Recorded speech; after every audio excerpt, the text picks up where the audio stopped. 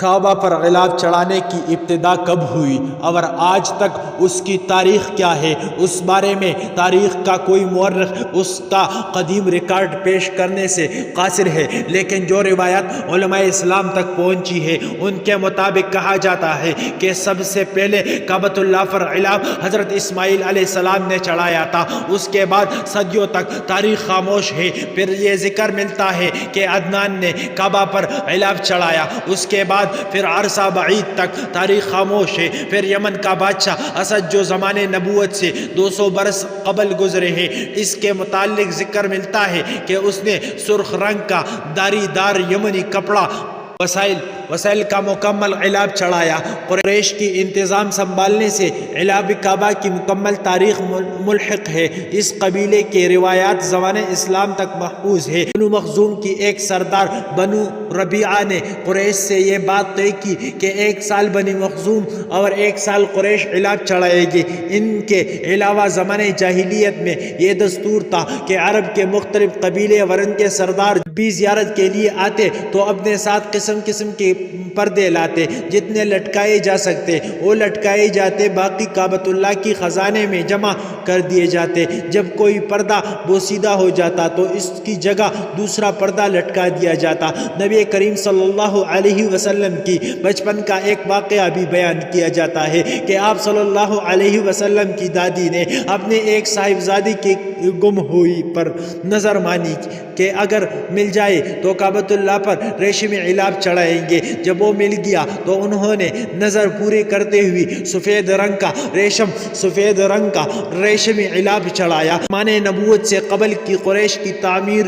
جس میں آپ صلی اللہ علیہ وسلم بھی بنفس نفیس شریک تھے، تعمیر مکمل ہونے کے بعد اہل مکہ نے بڑے اہتمام کے ساتھ کعبہ پر غلاف چڑھایا۔ فتح مکہ کے دن آپ صلی اللہ علیہ وسلم نے اعلان فرمایا تو ہم اس پر غلاف چڑھائیں گے۔ اس زمانے کا ایک یہ واقعہ بھی ملتا ہے کہ ایک عورت کعبہ میں خوشبو دی رہی تھی کہ ایک چنگاری اڑ کر ان غلافوں پر گری اور زمانے جاہلیت کے تمام غلاف جل گئے تو مسلمانوں نے کعبۃ اللہ پر غلاف چڑھایا۔ یہ دور اسلام کا پہلا غلاف تھا۔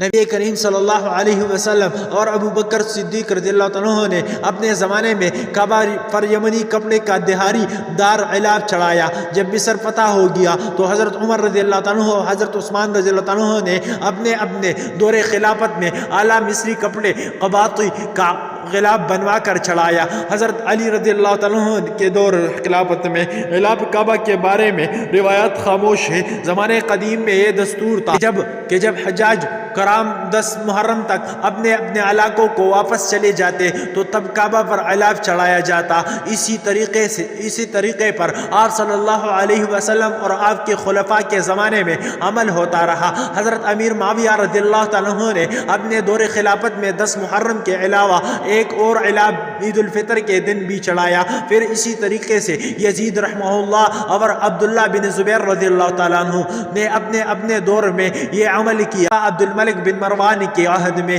یہی مستقل طریقہ بن گیا جو آج تک جاری ہے۔ زمانے جاہلیت میں مختلف لوگ اپنے طرف سے یہ عمل کرتے تھے، لیکن اسلامی دور میں غلاف چڑھانا حکومت کی ذمہ داری قرار پایا۔ مسند عبد الرزاق کی روایت کے مطابق ام المومنین حضرت عائشہ رضی اللہ عنہا سے پوچھا گیا کہ کیا ہم کعبہ پر غلاف چڑھائے؟ انہوں نے فرمایا کہ اب تمہاری طرف سے اس خدمت کو حکمرانوں نے سنبھال لیا ہے۔ ایک اور روایت میں ہے بیت اللہ کا غلاف حکمرانوں کے ذمے ہے۔ عباسی خلافت کے زوال تک غلاف کی تیاری مرکزی حکومت کے ذریعے اہتمام ہوتی تھی۔ جب مرکزی حکومت کا خاتمہ ہو گیا تو مختلف علاقوں کے حکمران اپنے طرف سے غلاف بنوا کر بھیجے رہے اور بسا اوقات ایک وقت میں کئی غلاف چڑھائے جاتے۔ اس سلسلے میں ایک مرتبہ 466 ہجری میں ہندوستان سے غلاف بنوا کر بھیجا گیا۔ مصر کے فرمان روا الملک صالح اسماعیل بن ناصر نے 750 ہجری میں غلاف کعبہ تیار کرانا اپنے ذمے لے لیا اور اس عرض سے 3 گاؤں وقف کر دیے۔ مصر پر ترکوں کے قبضے کے بعد سلطان سلیمان اعظم نے ملک صالح کے وقف میں 7 گاؤں کا اور اضافہ کر دیا۔ اس عظیم وقف کی آمدنی سے ہر سال کعبہ کا غلاف مصر سے بنا کر آنے لگا۔ اس کے علاوہ خانہ کعبہ کے اندر کے پردے بھی وقتاً فوقتاً اسی وقف سے بنا کر بھیجے جاتے رہے۔ اس زمانے میں اس وقت شدہ زمین کی کلی آمدنی جو موجودہ زمانے میں 1,50,000 درہم مصری پاؤنڈ تھے۔ جب مصر کی وائسرائے محمد علی پاشا نے ترکی سلطنت سے بغاوت کر کے خود مختاری حاصل کر لی تو اس نے یہ وقف منسوخ کر دیا اور غلاف کعبہ صرف حکومت مصر کی خرچ پر بنوا کر بیچنا شروع کر دیا۔ پہلے غلاف مختلف رنگوں کی ہوتی تھی۔ خلیفہ مامون الرشید کے دور میں سفید رنگ کا غلاف چڑھایا گیا۔ سلطان محمود غزنوی نے زرد رنگ کا غلاف چڑھایا۔ خلیفہ ناصر عباس نے 575 ہجری تا 622 ہجری کی ابتدائی میں سبز اور پھر سیاہ ریشم کا غلاف بنوا کر بھیجا۔ تب سے آج تک سیاہ غلاف ہی چڑھایا جا رہا ہے۔ غلاف کعبہ کی چاروں طرف زری کا کام کیے پٹی بنانے اور اس پر کعبۃ اللہ کے متعلق قرآن مجید کی آیات لکھوانے کا یہ سلسلہ سب سے پہلے 761 ہجری میں مصر کے سلطان حسن نے شروع کیا۔ اس کے بعد سے آج تک یہ طریقہ جاری ہے۔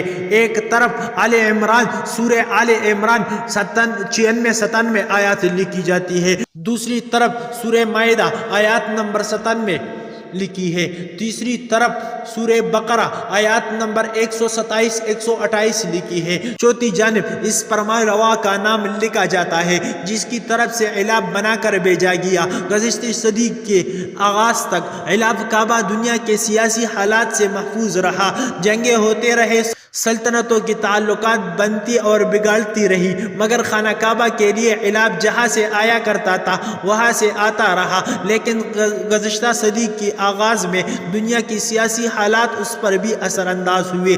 جنگ عظیم اول میں جب ترکی سلطنت جرمنی کے ساتھ شریک جنگ ہوئی تو اسے اندیشہ ہوا کہ مصر سے غلاف کے آنے میں انگریزوں رکاوٹ بنے گا۔ اسی میں ترکی نے ایک شاندار غلاف استنبول سے تیار کرا کے حجاز ریلوے کے ذریعے مدینہ منورہ بھیج دیا۔ عین وقت پر مصر سے بھی غلاف پہنچ گیا تو ترکی سے آیا ہوا غلاف مدینہ منورہ میں محفوظ کر دیا گیا۔ 1923 عیسوی میں شریف حسین اور مصر کے حالات آپس میں خراب ہو گئے اور مصری حکومت نے عین حج کے موقع پر جدہ پہنچے ہوئے غلاف کو واپس منگوا لیا۔ خوش قسمتی سے اس وقت جنگ کے زمانے میں بھیجا ہوا ترکی غلاف کام آ گیا۔ اسی پوری طور پر مدینہ منورہ سے مکہ معظمہ پہنچایا گیا۔ 1925 عیسوی میں سلطان ابن سعود رحمہ اللہ اور شریف حسین کی لڑائی کے زمانے میں مصر سے پھر غلاف نہ آیا۔ ابن سعود رحمہ اللہ نے عراق کا بنا ہوا ایک غلاف چڑھا دیا جو شریف حسین نے بنوا کر رکھا ہوا تھا۔ 1927 عیسوی میں یکم ذو الحجہ کو حکومت مصر نے غلاف بیچنے سے پھر انکار کر دیا اور ابن سعود کو فوراً مکہ مکرمہ سے ایک غلاف بنوانا پڑا۔ 1928 عیسوی میں مصر سے غلاف نہ آیا اور امرتسر سے مولانا سید داؤد غزنوی رحمہ اللہ اور مولانا اسماعیل غزنوی رحمہ اللہ کے زیر اہتمام غلاف بنوا کر بھیجا گیا۔ ان تلخ تجربات کی بنا پر مکہ مکرمہ میں ایک دارالقصور قائم کر دیا گیا تاکہ مصر سے آئے دن غلاف نہ آنے کے مصیبت کا مستقل حل کر دیا جائے۔ اس کارخانے میں مولانا اسماعیل غزنوی رحمہ اللہ کی مدد سے ہندوستان کی بہت سی کاریگر فراہم کیے گئے۔ 1972 عیسوی میں اس کارخانے کو جدید ترین بنانے اور اس کی صلاحیت کو بہتر بنانے کے لیے ایک جدید کارخانے کی بنیاد 1392 ہجری کو خادم حرمین شریفین شاہ فہد رحمہ اللہ نے رکھی جو اس وقت وزیر داخلہ اور مجلس وزراء کا نائب تھے۔ 1975 عیسوی بمطابق 1395 ہجری میں اس جدید کارخانے کا افتتاح خادم الحرمین شریفین جو اس وقت ولی عہد تھے اپنے ہاتھ سے کیا۔ اب یہ کارخانہ بنائی اور رنگائی کی جدید ترین آلات سے مزین ہے، لیکن اس کام کو مشین کے بجائے ہاتھ سے ہی انجام دیا جاتا ہے، اس لیے کہ ہاتھ کی کاریگری انسانی کمال کا پنی ورثہ تصور کیا جاتا ہے۔ اب کی لمبائی 14 میٹر اور اس کی اوپر والی 1/3 حصے میں غلاف کو باندھنے والے ڈوری ہوتی ہے جس کے چوڑائی سینٹی میٹر ہوتی ہے اور اس پر چاندی اور سونے کے پالش شدہ ڈوری سے قرآنی آیات لکھی جاتی ہے۔ اس ڈوری کی لمبائی 47 میٹر کی قریب ہوتی ہے، جو 16 ٹکڑوں کا مجموعہ ہوتے ہیں۔ ڈوری والے حصے سے تھوڑا نیچے اسلامی آرٹ خطاطی میں سورہ اخلاص اور 6 قرآنی آیاتیں جن کا تذکرہ پہلا کرائی ہے۔ بیچ والے حصے میں چند آیات درج ہوتی ہے۔ یہ آیاتیں خط ثلاث میں لکھی جاتی ہے، جو عربی کا سب سے خوبصورت خط ہے۔ کعبے کے دروازے کا علاب برقع کہتے ہیں، جو عمدہ اور نفیس کالی ریشم سے بنایا جاتا ہے، جبکہ باقی علاب بھی اسی رنگ کا ہوتا ہے، لیکن اس کی عمدہ اور جذب نظر ترتیب اور کتابت اس کو دوسری حصے سے ممتاز بنا دیتی ہے۔ ان آیات کے نیچے اسی خط اور انداز میں یہ عبارت درج ہوتی ہے کہ یہ علاب مکہ مکرمہ میں تیار ہوا اور خادم الحرمین شریفین کی طرف سے اسی خانہ کعبہ کو بطور تحفہ پیش کیا گیا۔ اللہ تعالیٰ اسے قبول فرمائے۔ اس عمدہ اور نفیس علاب کی تیاری پر 1,70,00,000 سعودی ریال خرچ آتا ہے۔ آیات اور کلمات سے اس طرح مزین علاب کعبہ سعودی عرب کی ایک یادگار ہے۔ تاریخ میں اسی انداز کا علاب کعبہ کر نہیں کیا گیا۔ مؤمنین کرام، یہ مختصر تاریخ علاب کعبہ آپ کے سامنے پیش کیا۔ اللہ کریم ہمارے اس کوشش کو قبول فرمائے، اور ہمارے دیرینہ خواہش ہے کہ اللہ کریم اپنے گھر کی زیارت خدمت کے موقع نصیب فرمائے۔ آمین یا رب العالمین۔